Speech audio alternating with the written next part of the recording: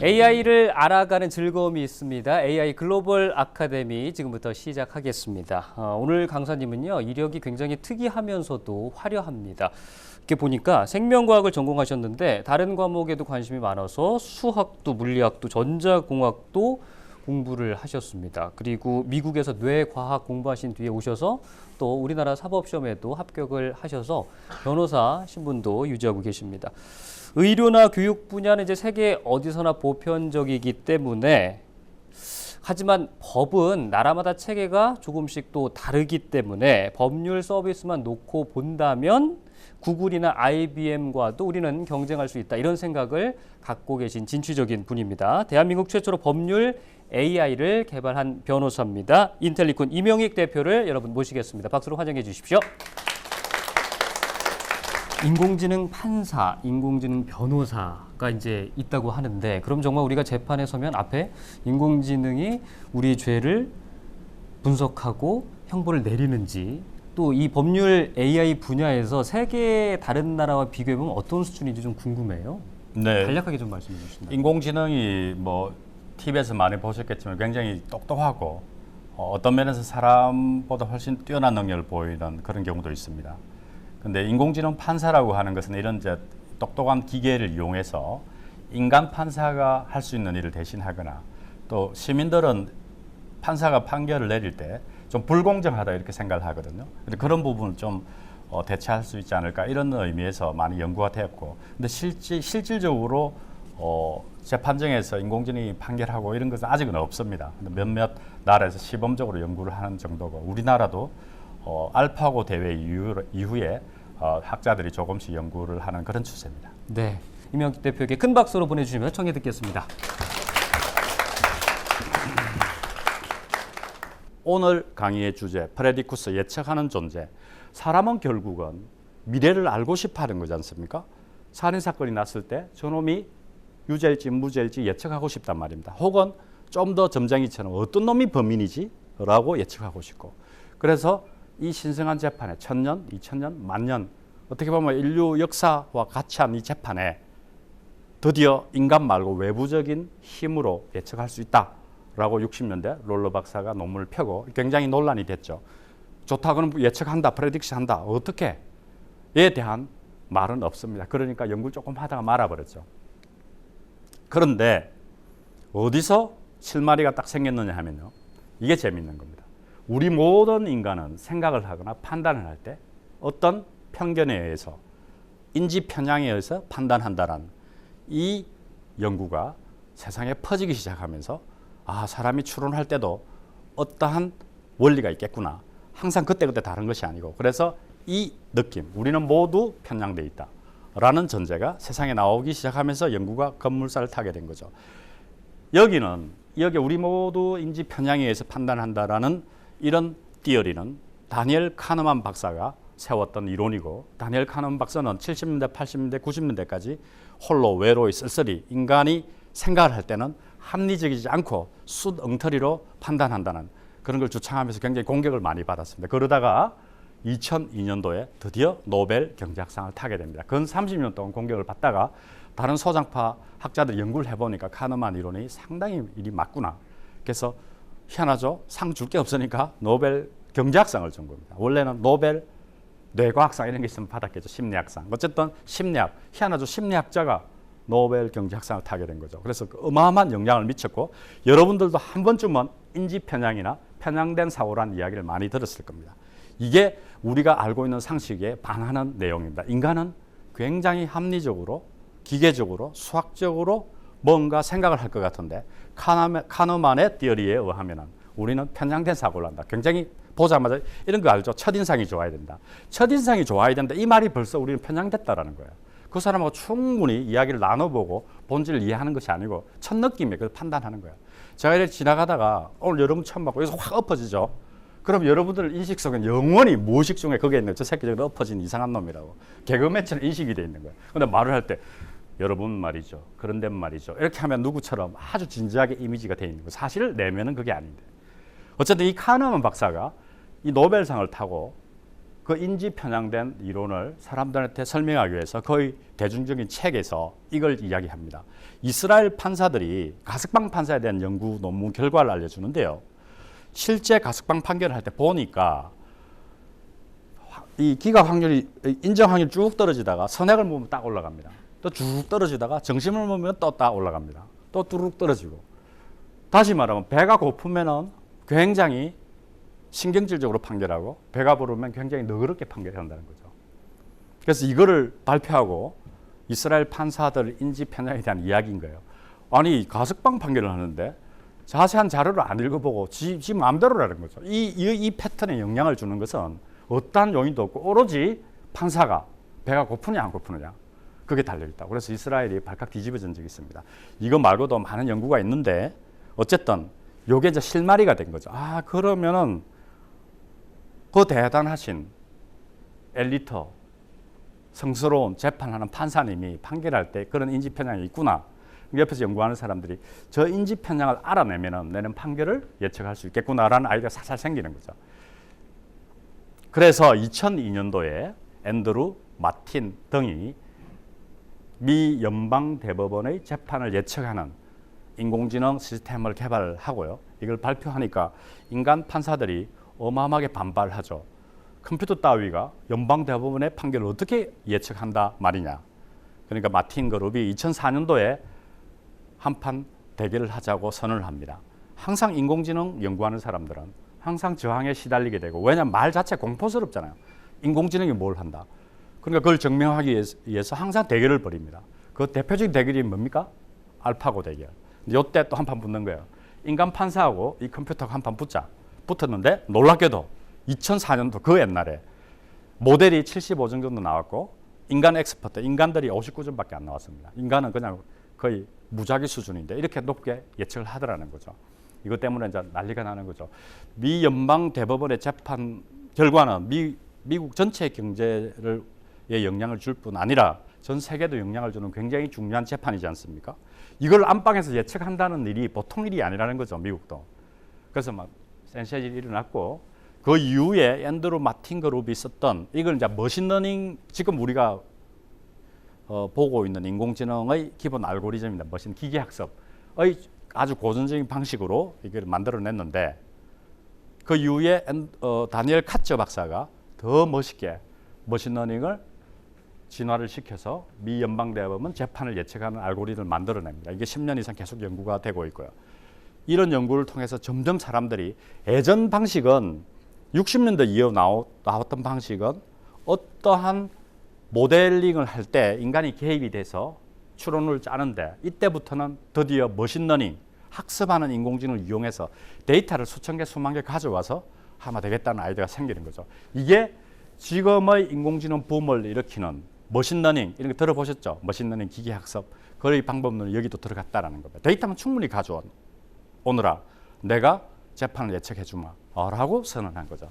그러다가 근데 이거는 극소수 학술적인 연구에 머물고 있다가 드디어 2016년 어떤 사건이 빡 터집니까? 2016년 알파고 사건 터진 그해 인공지능 판사가 등장했다고 뉴스에 등장합니다. 드디어 AI 저지란 말이 대중화된 언어로 표출됐죠. 이거는 뭐냐면요.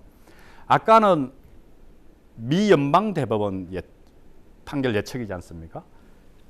이 연구는 유럽 인권재판소 판결을 예측하겠다라는 겁니다. 이걸 실제 미국 연방대법원 그 시스템과 좀 다르게 실제 판례를 머신러닝 알고리즘으로 580여 건을 학습을 해서 예측을 하는 건데 점수가 거의 80점 정도 나옵니다. 그래서 아까 앤드루 마틴 그룹 연구 2004년도부터 건 10년, 15년까지 연결되면서 머신러닝, 즉 지금 현대의 인공지능의 별명인 머신러닝 기계학습이 인공지능 판사를 만드는데 이렇게 깊숙하게 들어왔다라는 거죠. 그래서 우리는 이 기사를 통해서 일반 사람들은 알게 됐고 실제는 60년대부터 조금씩 연구를 해오고 있었습니다. 그런데 이런 연구가 있었지만 여러분들은 인공지능 판사 같은 기계, 컴퓨터가 판결한다는 말은 한 번도 들어본 적이 없죠. 실제 인공지능 판사라고 하는 이 예측 머신이 실전에 도입된 사례를 한번 보겠습니다. 근데 놀랍게도 재판 자체를 딱 결정하는 판사 같은 거는 없지만은 그 비슷한 것은 이미 미국에 많이 도입이 돼 있습니다. 그래서 그 실전 사례를 보면요. 콤파스 알고리즘이라고 이름이 콤파스인데 이게 실전에 도입된 사건입니다. 이거는 뭐냐면요. 루미스 사건에서 루미스가 강도 관련 죄를 범하고 재판에 붙는데 재판을 하면 두 가지로 벌어져 있습니다. 미국은 유죄냐 무죄냐. 유죄가 딱 떨어지면 그 다음에 판사가 10년 감옥에 보낼 거냐 100년 보낼 거냐 교수형이 취할 거냐 결정을 하죠. 선고하는 거 있죠. 형량. 유죄냐 무죄냐 형량. 근데 요 사건은 뭐냐면요. 이미 유죄로 결정된 상태에서 이 루미스를 감옥에 몇 년을 보내야 되느냐의 문제입니다. 그런데 이 형량을 누가 결정했느냐 하면 이 콤파스라는 인공지능이 딱 결정합니다. 루미스는 감옥에 6년 가라. 그래서 이렇게 6년, 5년 이렇게 결정이 나자 그러면 루미스가 가만히 있겠습니까? 변호인이. 기계가 내 형량을 판단했다 그래. 완전히 반발을 했죠. 그래 항고를 하고 미국에서 굉장히 이슈가 됐습니다. 이거 기계가 형량을 판단한다니 말이 되냐. 그래요. 굉장히 논란이 되고 그때 미국 그 백악관에 청원을 넣니 많이 뭐 모든 학자들이 들끓었죠. 기계가 판단한다는 게 있을 수 없다. 그런데 2017년도 위스콘신 주 대법원에서 마지막 판결을 내립니다. 어떻게 내리냐면은 엄밀하게 이 사건에서 루미스 형량을 결정한 것은 기계가 아니고 판사가 한 것이다. 판사는 단지 검사 측에서 주장했던 검사 측에서 사실 콤파스가 이야기를 한 거예요. 콤파스가 그 형량을 때린 그것은 참고했을 뿐이고 실제는 인간이 했기 때문에 미 연방 헌법에 위배되지 않는다라고 결정을 땅땅땅 때립니다. 그래서 이게 사실은 합법화된 공식적인 재판이 된 거죠. 이거 말고도 미국은 가석방 재판할 때 감옥에 있다가 한 10년 살면 보내주지 않습니까? 가석방 해주지 않습니까? 맨날 영화에 나오죠. 당신은 반성했나요? 교화됐냐요? 교화됐습니다. 리젝터 이런 영화 많이 보셨죠. 그거 할 때 가석방위원회에서 형을 살고 있는 범인이 교화됐는지 반성을 했는지 또 사회에 나가면 재범을 일으킬지 그걸 머릿속으로 예측을 한 다음에 리젝트 혹은 오케이 이렇게 받아주기도 하는데 그때 이미 미국은 인공지능 혹은 컴퓨터가 그 사람의 객관적 데이터를 보고 재범 위험성을 예측하는 그런 일들이 벌어지고 있었습니다.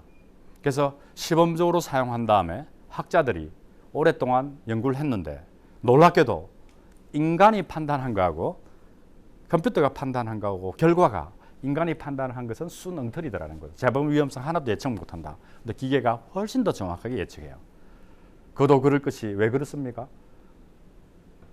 제가 범인이면은 한 10년 살고 살인자, 무기자 20년 먹은 사람이 한 15년 살고 나오는데 여러분들 앞에서 제가 막 이렇게 거들먹거리겠습니까? 아주 겸손하게. 젊었을 때 한 실수로 저는 10년간 살았습니다. 15년간 살았습니다. 이제 사회에 나가서 마지막 인생을 사회를 돕고 열심히 살겠습니다. 이렇게 말하죠. 그럼 사람은 그 순간에 인지편향이 걸려가지고 교화가 됐네. 근데 기계는 무색무취하고 생각도 못하고 듣지도 못하고 느끼지도 못하고 마음도 없고 의식도 없고 감정도 없어요. 그랬거나 말았거나 객관적 데이터를 딱 보고 안 돼. 정말 저거는 모종에 나가면 또 살인을 할 놈이야 라고 딱 예측하는 거죠. 이렇게 상식으로 보면 이해할 수 있겠죠. 그래서 오히려 인간이 아주 자부하는 추론하는 거 아주 엄밀하게 정밀하게 판단하는 거 이게 오히려 기계가 더 잘할 수 있다는 그런 교훈을 살짝 주고 있는 거죠. 물론 이 말을 하면은 인간들이 발끈 화를 내겠죠. 기계 따위가 무슨 판단을 한단 말이냐. 어쨌거나 여러분들은 그런 케이스가 실제 있고 미국에서 점점 퍼지고 있다는 것을 명심하시기 바랍니다. 그 다음에 중국이 난리가 아니죠. 미국 잡으려고. 중국 공산당은 조만간에 미국을 완전히 제압하기 위해서 인공지능 굴기라는 슬로건 아래 인공지능에 총집결하고 있습니다. 그러니까 미국이 모든 지식과 기술과 학문의 메카지만은 중국이 가파르게 따라오고 있지 않습니까? 중국에서는 그런 사건을 보고 우리는 더 공정한 시스템을 빨리 도입한다. 그래서 256라는 인공지능 판사를 벌써 시범적으로 도입하고 있습니다. 이 시스템은 아까처럼 판사를 위한, 변호사를 위한, 검사를 위한 그런 것이 아니고 이 재판정에 이거 컴퓨터를 띄워놓고 그때그때 물어보고 정리를 해주는 것을 도움을 받는 겁니다. 그래서 이름도 AI 젖질 안 하고 AI 어시스티브라고 붙였죠. 어시스티브 시스템이라고. 도우미 시스템. 그래서 실제 보고를 뉴스 같은데 보면은 이놈 덕분에 오판이나 재판이 잘못 진행되고 있는 것을 많이 교정을 했다 그럽니다. 이 인공지능 덕분에. 그도 그럴 것이 사건이 복잡하면은요. 재판이 1년, 2년 길어졌을 때 누가 어떻게 말했는가를 또 정리를 해야 되지 않습니까? 근데 요 AI한테 물어보는 거예요. 저번에 정인이 말한 거하고 증거 자료도 다시 한번 정리 좀 해도. 빅섭이 뭐 우리 뭐 시리야, 지니야 물어보듯이 물어보면은 두루룩 정리를 해주니까 별것도 아닌데 어쨌든 인간은 기억력도 컴퓨터한테 안 되고 판단할 때 편향도 있고 정신도 상그럽고 하는데 이게 무색무취하고 무감정한 요놈이 그때그때 알려주는 거죠. 이건 어렵게 생각할 거 없고 우리가 구글링 하면 구글에서 혹은 네이버에서 뭐든지 나오지 않습니까?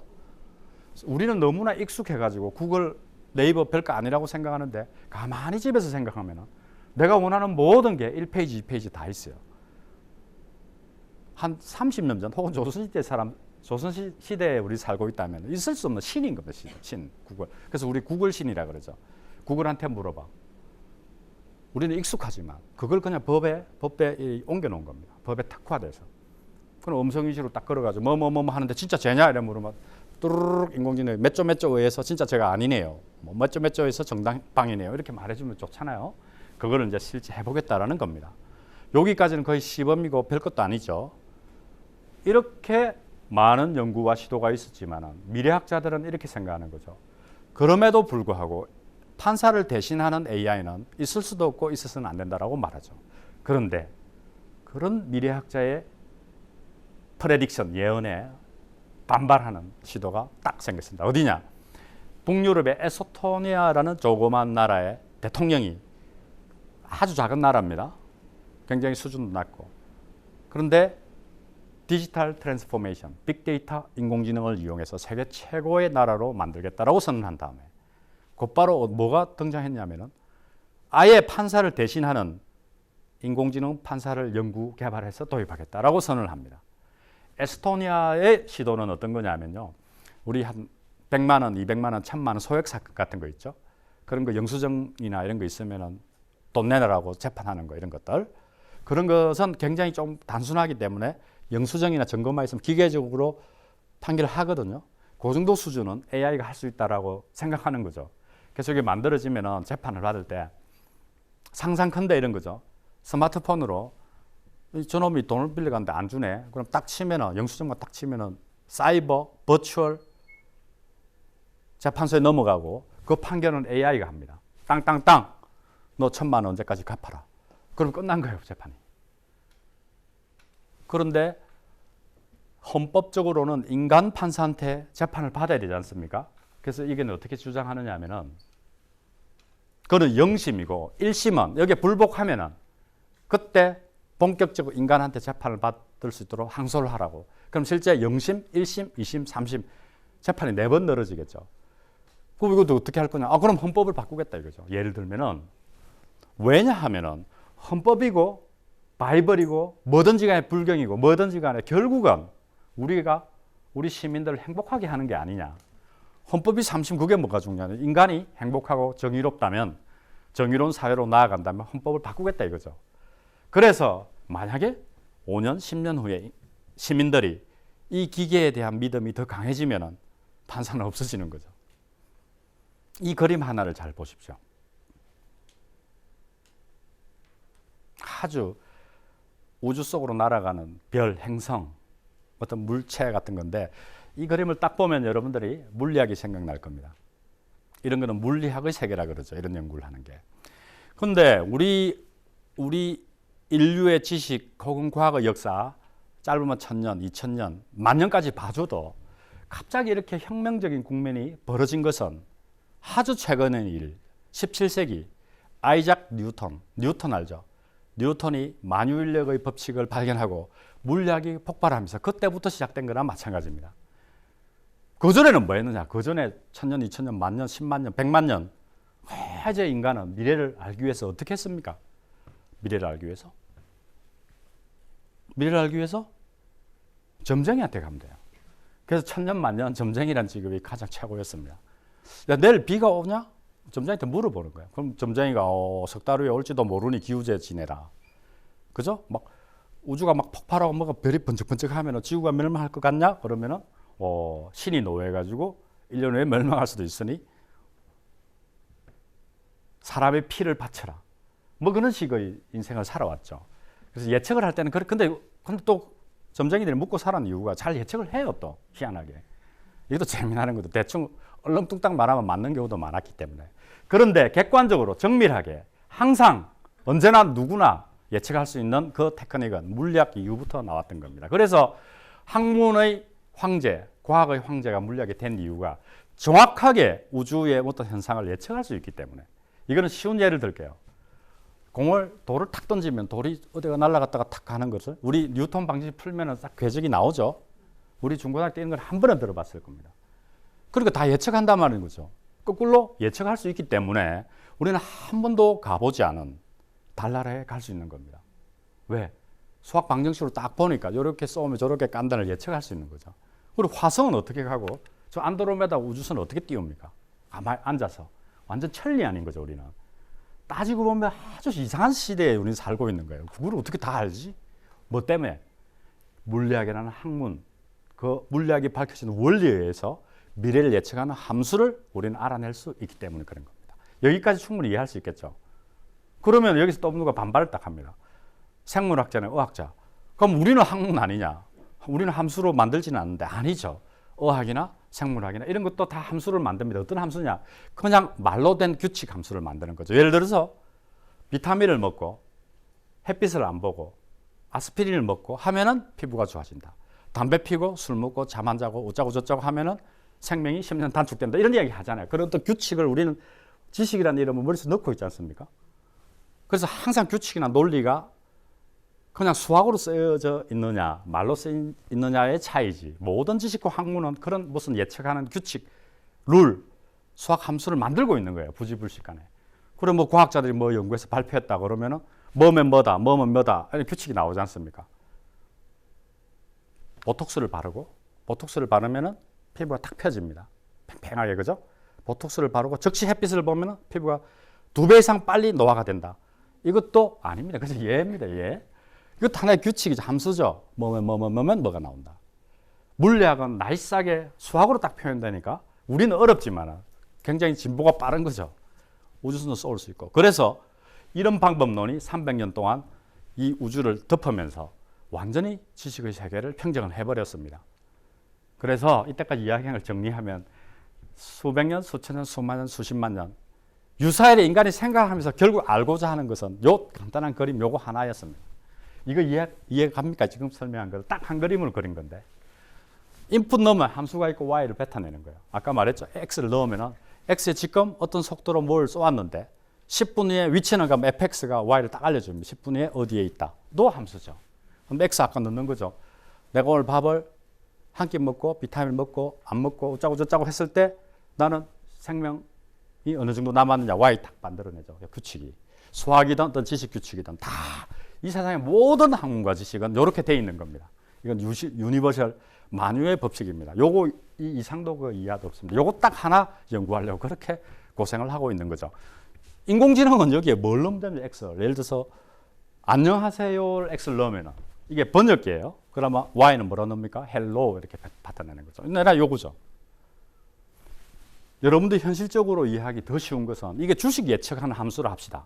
그럼 X에 뭘 넣느냐면 삼성전자 넣고 일주일 후 넣고, 그죠? 두 개를 딱 넣으면 FX가 딱 뱉어냅니다. 삼성 주식은 그때 오를 겁니다. 라고 하는 것도 FX죠. 이렇게 다 돼 있는 거예요. 우리 생각을 가만히 생각하면 다 이겁니다. 그런데 이 FX를 만들기 위해서 그 수식 표현을 만들기 위해서 수백 년 동안 어떻게 했느냐. 이런 과학자, 지식인들이 극강의 사피엔스들이 연구를 해서 이렇게 수학 방정식을 만들어냈던 일입니다. 300년 동안. 우리는 아무 관심 없어요. 얘들이 만들어내면 우리 쓰기만 하면 됩니다. 우리 컴퓨터, 레이저 포인터 이거 어떻게 작동하는지 전혀 관심 없어요. 만들어 놓으면 과학자, 기술자들 우리 그냥 써만 됩니다. 그죠? 99.999% 사람들은 관심이 없지만 어쨌든 요거는 이해할 수 있는 것이었습니다. 여기까지가 지금까지의 모든 학문의 어떤 패러다임이었고 이걸 가지고 무엇을 만든다라는 것을 여러분들 정리를 하면 됩니다.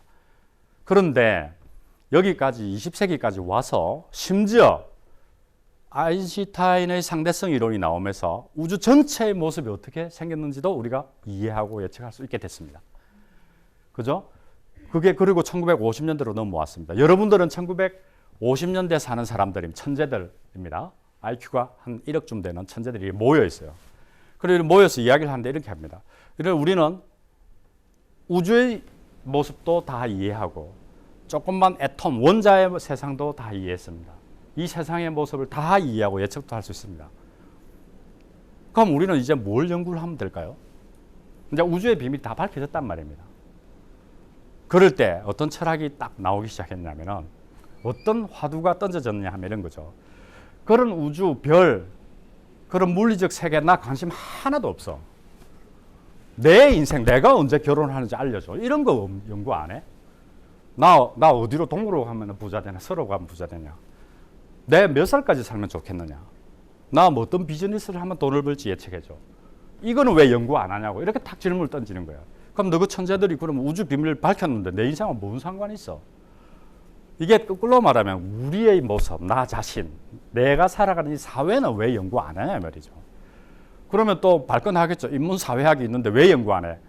그거는 물리학이나 수학이나 예측 함수를 정밀하게 만드는 거하고 조금 거리가 있어요. 그래서 사람들이 고민하는 거죠.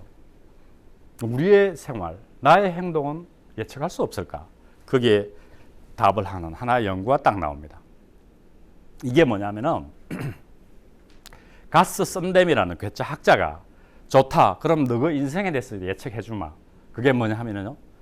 너가 언제 이혼할지 내가 예측한 함수를 내가 만들어 줄게. 이게 이제 귀신이 곡할 함수를 가져온 거예요. 아니 결혼을 했는데 이런 초치는 이야기도 이상 있을 수 없는 거죠. 결혼을 해가 부부한테 너 요 버튼을 누르면 네 몇 년 후에 이혼하는 거 딱 가르쳐 줄게. 이게 가능하다는 거죠. 썬댐이 톰 크루즈의 이혼을 예측하면서 이 말이 헌이 아니라는 게 밝혀집니다. 썬댐의 함수를 예측 함수에 넣으면 딱 알아요. 몇 년 후에 예측하는지. 난리가 난 거죠. 그래서 다시 돌아갑니다. 원래 이게 유니버설 진리니까 썬댐한테 물어보는 거죠. 그럼 요걸 가지고 네 설명해보라. 어떻게 이혼을 예측하냐. 뉴턴도 아인슈타인도 못한 일을 네가 어떻게 하느냐. 그래서 썬댐이 딱 가르쳐주는 거죠. 내가 이혼 예측 함수를 알았는데 그게 뭐냐 어떻게 생겼느냐 하면은 놀라지 마십시오. 이렇게 생겼습니다. 함수가. 아인슈타인 상대성 이론보다 더 복잡한 수식을 딱 보여줍니다. 이게 이혼 예측 함수다. 요거다. 자, 이걸 어떻게 만드느냐 하면요. 이 함수에 이 변수가 뭐냐 하면은 부부의 나이 있죠. 부부의 나이. 당연히 이혼 예측하려면 부부 나이도 필요할 것 같고 이게 테크닉은 이런 거예요. 부부 나이에 대한 변수도 있고 부부가 구글링 했을 때 구글에 등장하는 순위 횟수 이런 것도 변수로 넣고요. 그 다음에 결혼하기 전에 몇 년간 사귀었는가 이런 것도 변수를 넣고 해서 7가지의 변수를 가지고 관계식은 이렇게 만든 겁니다. 굉장히 복잡죠. 그런데 톰 크루즈뿐만 아니라 유명한 사람들의 어떤 이혼을 정확하게 예측해요. 결혼 딱 하자마자 이 변수에 딱 넣으면 딱 나옵니다.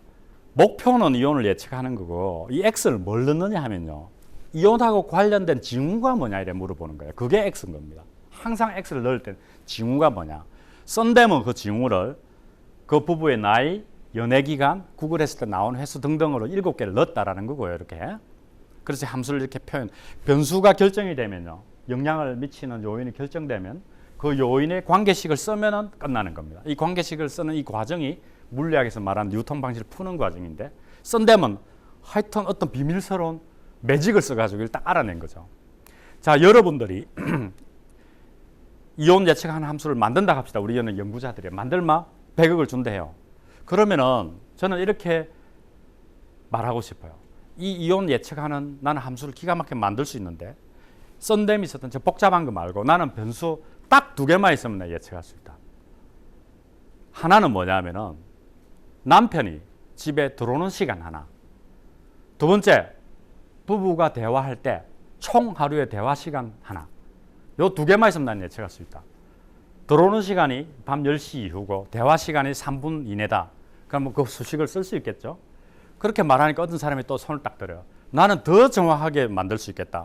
이온 징후에 관련 있는 변수는 나는 3개를 잡겠다. 그건 뭐냐면은 부부가 결혼하기 전에 몇 년 연애했는가 하나, 그 변수 하나.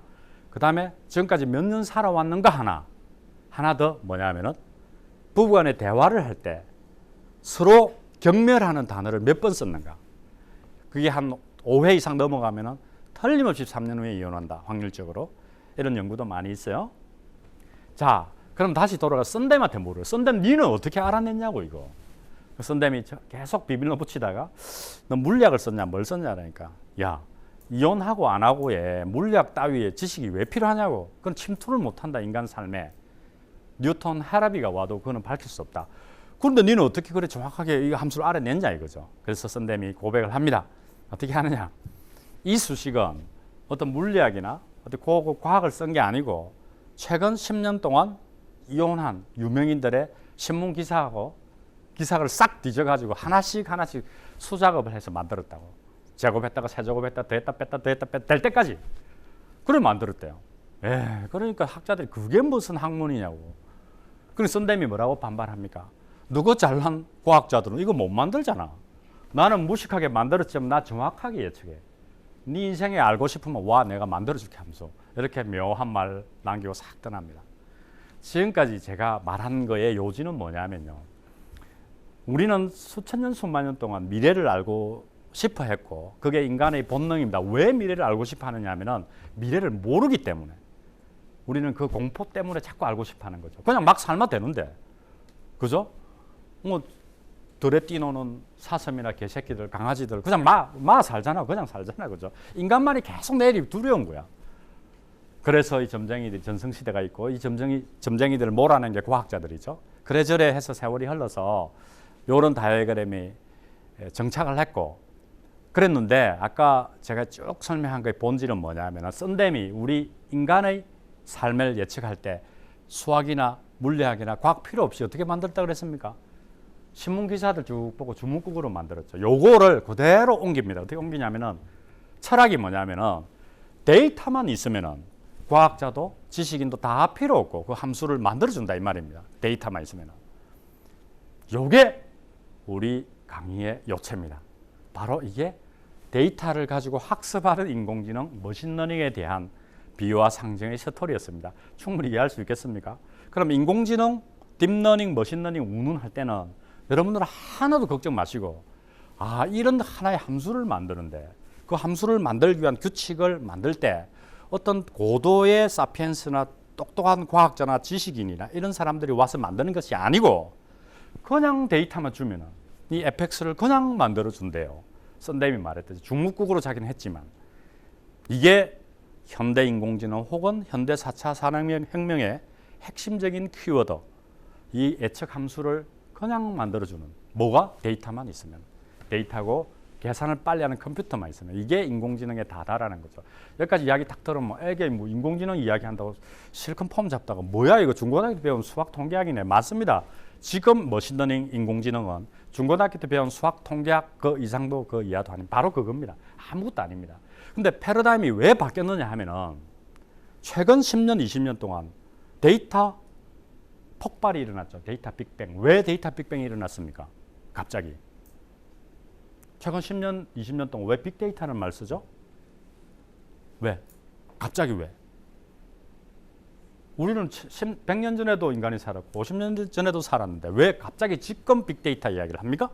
이유는 바로 인터넷 때문에. 인터넷 때문에 계속 데이터가 디지털 트랜스포메이션을 이루면서 사이버, 버추얼 세계에 쌓이고 있지 않습니까? 그 대표적으로 우리는 구글이나 네이버 보면은 어마어마한 데이터가 쌓이고 있지 않습니까? 바로 인터넷 혁명 때문에 하는 이런 가능한 일들이 지금 우리가 보고 있는 거고 그걸 느끼고 있는 겁니다. 그러니까 별것도 아닌 거죠. 왜 데이터 시대가 벌어졌지? 인터넷 때문에. 왜? 전 세계의 사람들이 데이터를 송출하고 모으고 있기 때문에. 50년 전에는 상상치도 못한 일이죠. 근데 이거는 기술하고 별 상관도 없죠. 그냥 데이터가 모이는 것은 인터넷으로 우리가 지식을 공유하고 있기 때문에. 그러니까 수학, 통계학, 머신러닝 이런 건 예전에도 있었습니다. 저는 이런 패러다임은 50년대 이후에 생긴 건데 왜 지금 난리냐 하면은 데이터가 갑자기 늘어나 버렸기 때문에. 그래서 이 데이터가 충분히 쌓이니까 이 함수도 충분히 쉽게 만들어준다라는 겁니다.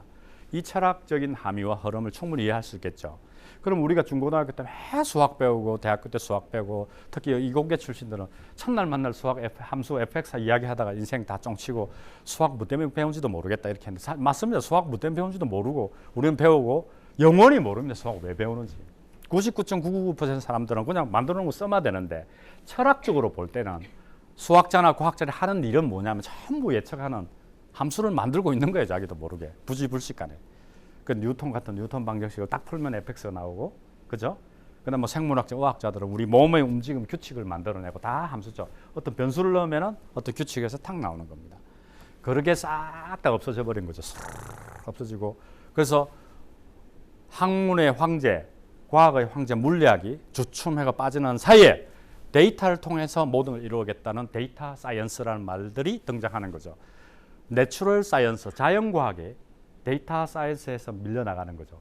왜냐하면 이거는 우리가 극강의 이런 생각을 해서 fx를 만들 필요가 없는 거예요. 요것만 잘 디자인하면 누가 알아서 만들어준다?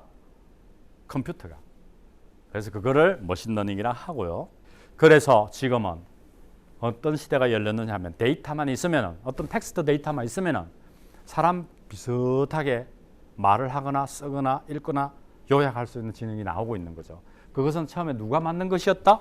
시각지능을 만드는 사람들의 테크닉, 딥러닝을 모방해서 들어왔던 거. 그건 어떻게 만들어졌느냐?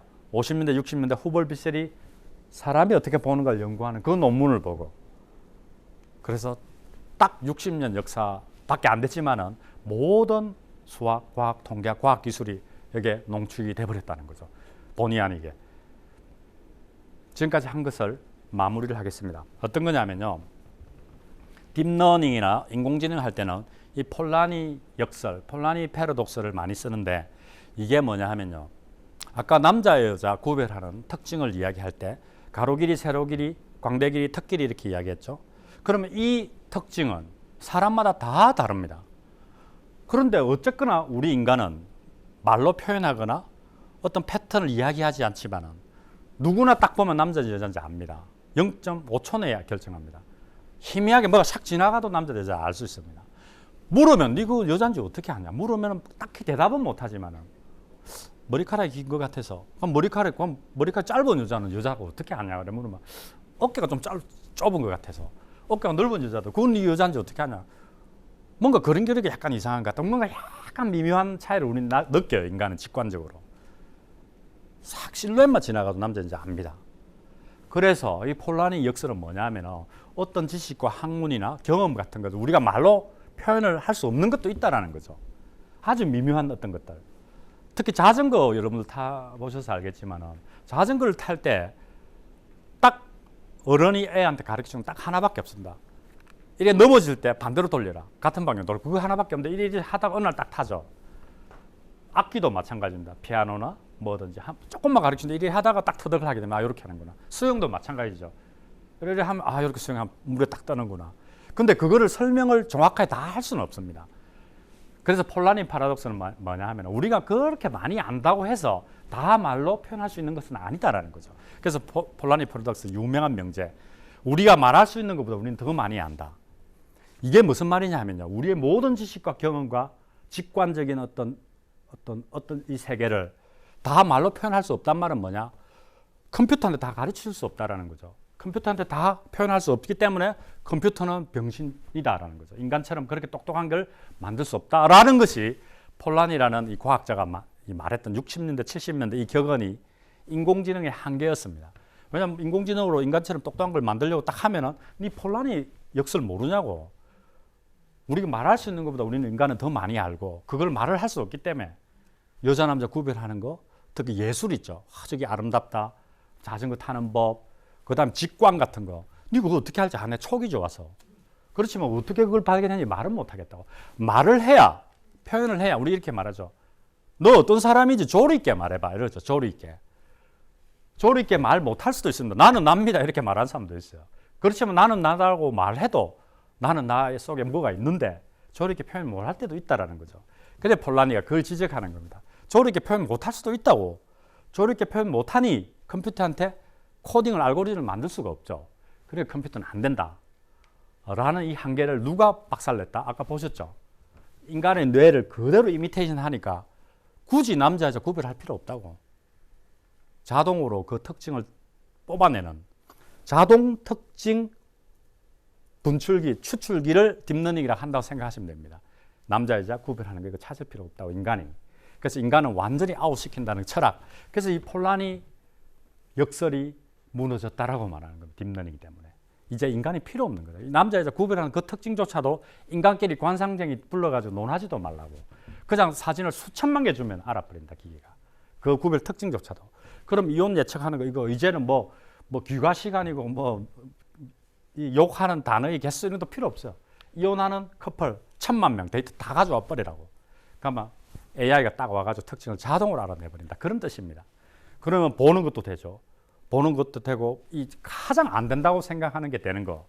그다음 말 이것도 넘어오고 있죠. 신경망을 이용해서. 그래서 사람들이 그럼 인공지능으로 이제 지식도 이길 수 있고 심지어 예술도 되겠구나. 그래 인공지능 화가 작곡가도 이제 등장하고 있는 겁니다. 이걸 정리를 하면은 말로 표현한 것만 된다고 생각했는데 이 폴란이 역설을 딥러닝이 나와서 무너뜨려 버렸다. 그래서 알파고가 그런 거예요. 전문가들이 와서 뭐 이걸 말할 필요가 없어요. 기본을 딱 주면은 그냥 알파고가 딱 알아버립니다. 어떻게 제일 좋은 수라는 것을. 자기는 설명 못해 인공지능 자체는. 어쨌거나 저쨌거나 우리가 인간이 굳이 생각 안 할 수 없는 영역도 다 무너져 버렸다는 거죠. 이제 미래에 대해서 이야기를 하겠습니다. 제가 인공지능 판사 운운했지만은 이런 인공지능 판사는 여러분들이 상상하는 그런 터미네이터 같은 것이 아닙니다. 그냥 인간의 사물 처리를 도와주는 똑똑한 엑셀 같은 것이고요. 구글 같은 것이고. 터미네이터 같이 이런 기계는 자율적 기계 혹은 생각하는 AI라고 하는 것인데 이건 학자들마다 의견이 분분하고요. 빨라도 여러분 살아있을 때는 못 볼 겁니다. 생각하는 기계. 근데 우리는 상상이나 기대는 해볼 수 있죠. 저는 아마 제 생에는 못 볼 것 같고요. 여기에 있는 분들은 볼 수 있을 것 같아요. 어느 날 기계 보고 너 방 청소 좀 해놔. 그러니까 이놈이 로봇 청소기가 갑자기 Who are you? 니 뭔데 내한테 이거 시키자. 라고 할 때가 있단 말입니다. 그죠? 지니야 재밌는 영화 하나 틀어줘. 그러면 이 인공지능이 갑자기 어느 날 탁 깨닫고 나 피곤해. 네가 해. 그런 순간이 올 수도 있다. 그게 이제 자율적 인공지능이죠. 여러분들이 인공지능의 끝판왕은 그거고. 근데 이걸 왜 저는 이게 약간 비관적으로 보느냐 하면 결국은 생각과 감정, 의식, 마음, 욕망 같은 게 알아야 그게 무엇인지 알아야 이미테이션 할 거 아닙니까? 근데 과학이나 지금 현재 지식이 거기서 밝힌 게 거의 없어요. 특히 마음에 대한 연구가 너무나 어렵기 때문에.